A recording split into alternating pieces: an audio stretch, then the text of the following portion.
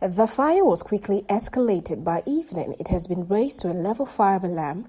The IS-70 and rescue teams deployed more than 200 fire vehicles and many ambulances to the scene.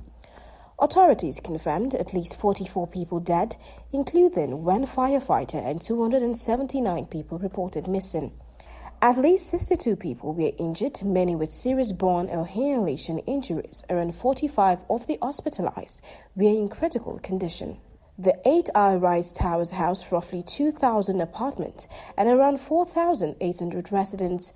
At the time of last reports, the fire had been brought under partial control. 4 of the 7 affected blocks were under control by early Thursday, but rescue operations were still ongoing, with crews pulling residents from burning buildings and continuing to search for survivors.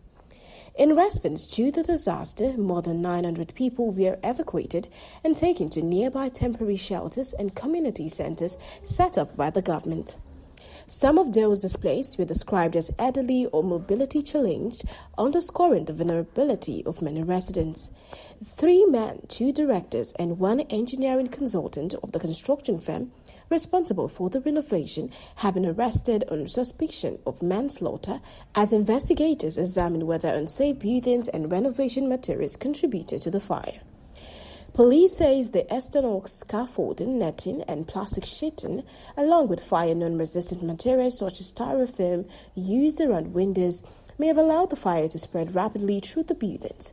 Authorities have described the blaze as a massive catastrophe, and a specialized investigation team has been launched to determine its full cause.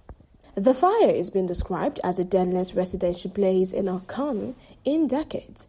Hong Kong chief executive called the fire a massive catastrophe and said there will be a full review of building safety regulations.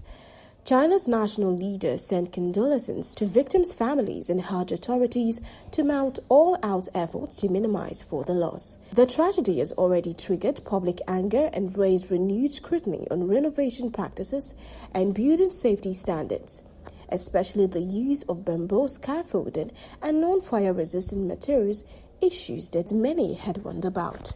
From the global scene, I am Soher Osereki, reporting for BTV News.